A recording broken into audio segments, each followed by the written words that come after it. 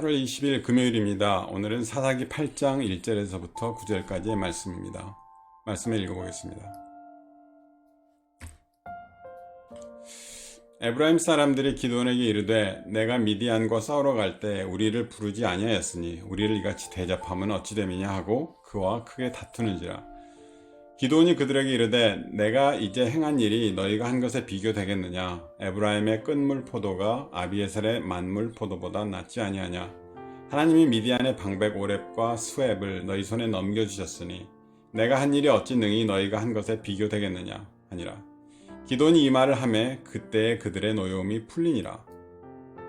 기드온과 그와 함께한 자 300명이 요단강에 이르러 건너고 비록 피곤하나 추격하며 그가 숫곳 사람들에게 이르되 나를 따르는 백성이 피곤하니 청하건대 그들에게 떡덩이를 주라. 나는 미디안의 왕들인 세바와 살문나의 뒤를 추격하고 있노라 하니 숫곳의 방백들이 이르되 세바와 살문나의 손이 지금 내 손 안에 있다는 거냐. 어찌 우리가 내 군대에게 떡을 주겠느냐 하는지라.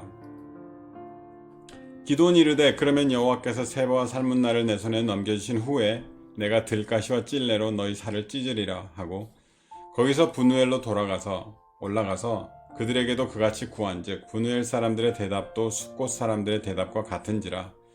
기드온이 또 분우엘 사람들에게 말하여 이르되 내가 평안히 돌아올 때 이 망대를 헐리라 하니라. 아멘.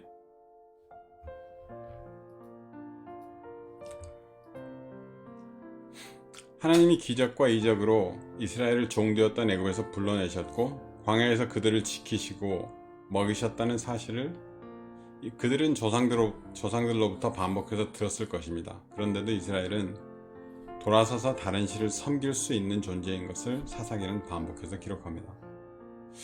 므낫세와 함께 요셉의 아들 족속이었던 에브라임 사람들, 므낫세 지파였던 기드온과의 형제였던 에브라임에게 300용사 승리한 이야기가 다툼거리가 됩니다. 왜 처음부터 자기네를 부르지 아니하였는가 라고 질문합니다. 왜 그런 반응을 하는지는 분명하게 알 수 없지만 분명한 것은 이전의 말씀에 비해서 8장에 등장하는 기드온은 너무나 인간적으로 보입니다.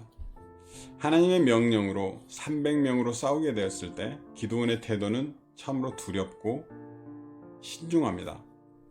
처음 하나님께 표적을 2번씩이나 요구했던 것도 그리고 누군가 꾼 꿈에 대한 그의 반응도 하나님께 의지할 모든 이유들을 찾고 있었던 것 같습니다. 오늘은 형제 에브라임의 도전에 과한 칭찬의 말로 그 상황을 넘어갑니다. 그리고 2차로 남은 미디안을 추격하는 중에 숫곳 사람들과 분우엘 사람들에게 도움을 구하지만 그들이 도움을 주지 않는다는 이유로 거기에 대해 보응하겠다고 경고를 하고 합니다. 오늘 말씀이 형제 에브라임에게 아부하고 도와주지 않는 숫곳과 분우엘 사람들을 경고하는 부분입니다. 이후의 말씀에서는 그가 경고한 대로 숫곳의 장로들을 처벌하고 분우엘 성읍 사람들을 죽입니다. 숫곳 사람들에게 한 말입니다. 기드온이 이르되 그러면 여호와께서 세바와 살문나를 내 손에 넘겨주신 후에 내가 들가시와 찔레로 너희 살을 찢으리라 하고 분우엘 사람들에게 기드온이 또 분우엘 사람들에게 말하여 이르되 내가 평안히 돌아올 때 이 망대를 헐리라 하니라. 그리고 또 이러한 기드온의 변화는 이전의 모습하고는 전혀 달라 보입니다. 아니면 그가 하나님의 사자를 대면할 때 또 반복해서 표적을 구할 때의 모습이 우리가 받아들이는 것처럼 신앙에 근거한 것이 아니었을 수도 있습니다. 우리가 생각하기에 사람이 사용하는 언어 혹은 선택하는 것들, 살아가는 모양들이 그 사람의 어떠함을 반영하는 것이라고 생각합니다. 그런데 의외로 사람은 자기가 사용하는 언어는 얼마든지 목적에 따라 왜곡할 수가 있고 자신의 원함과 관계없이 선택을 하고 행동하기도 합니다. 그래서 사람의 행동은 그 사람의 어떠함과 관련이 없을 때가 많습니다. 또 어떤 경우에는 자신의 어떠함과 관계없이 무엇을 하고 어떻게 살아야 하는가라는 것만으로 충분한 것처럼 보이는 사람도 있습니다. 율법주의라는 말이 의미할 수 있는 것이 그것이기도 합니다.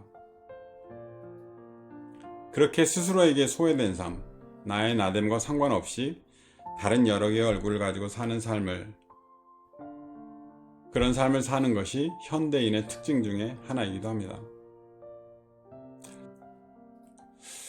복음은 사람을 회복합니다. 하나님이 처음 사람을 만드셨을 때 사람이 그 있는 자유로 하나님 만드신 세상을 누리던, 사람은 범죄로 인하여 에덴 동산을 잃고 죄됨의 영향을 받으며 살다가 예수 그리스도의 십자가는 사람의 사람됨의 회복, 하나님 안에서 주신 삶을 누리는 그 자리에 회복의 약속이 사람에게 있습니다. 그래서 성경은 사람이 얼마나 선하게 사는가의 문제를 이야기하고 있지 않습니다. 하나님의 일이라는 것도 주의하지 않으면 나의 나됨은 그 안에 하나도 없는, 하나님이 회복하시는 나의 이야기도 하나도 없는 건조한 사람의 이야기가 될 뿐입니다. 기드온은 하나님이 하시는 일을 경험하면서도 이방신에게서 돌아서서 이스라엘을 회복하게 하시는 것으로 이해를 못하는 것처럼 보입니다. 미디안을 이스라엘에게서 망하게 하시고 쫓아내는 것으로 그에게는 충분해 보입니다. 하나님이 그리스도 십자가 사건을 통해서 사람에게 하시는 일은 회복입니다. 새로운 생명으로 하나님이 사람 안에 들어오셔서 그 회복을 시작하십니다. 너는 새로운 피조물이라고 부르시는 것은 애굽에서 이스라엘을 나오게 하셔서 가나안까지 들어가게 하셨다는 하나님의 약속처럼 실제로 우리를 그 회복의 자리까지 가게 하시는 일이 그 안에 있는 것입니다. 그래서 내 안에 있는 옛사람의 모습들이 아파지는 것이고, 그러한 사람의 모습을 죄 없다고 부르신 하나님의 은혜에 감사함으로 삶을 대하게 되는 것입니다. 내가 무엇을 하고 있다고 해서 충분할 수도 없고 나의 어떠함을 자랑할 수도 없고 오만할 수도 없는 그 자리, 어려움을 당할 때 오히려 무릎 꿇게 하시는 그 자리가 사람이 있는 은혜의 자리입니다. 사람은 하나님 안에서만 자유할 수 있고 사람의 가장 사람다움을 찾을 수가 있습니다. 사사기를 통해서 지도자들이 일어나고 또 사라지는 것은 그 지도자들의 특별함에 있지 않습니다. 여전히 하나님의 백성을 지키시는 하나님의 이야기, 내버려 두지 않으시고 부르짖는 이스라엘에게 응답하시는 하나님의 이야기입니다. 그것을 놓치지 않기를 바랍니다. 오늘도 혹 내게 좋은 일이 생기거나 오랫동안 기대하고 기도하던 일이 주어졌을 때 그것이 감사로 먼저 내게 다가올 수 있기를 바랍니다. 하나님이 허락하신 인생 가운데 하나님이 하시는 일이기 때문입니다. 기도하겠습니다. 하나님 감사합니다. 하나님이 이스라엘을 향한 사랑을 봅니다. 이스라엘은 또 여전히 하나님의 하나님 되심보다 사람의 생각으로 쉽게 돌아가는 것을 또한 봅니다.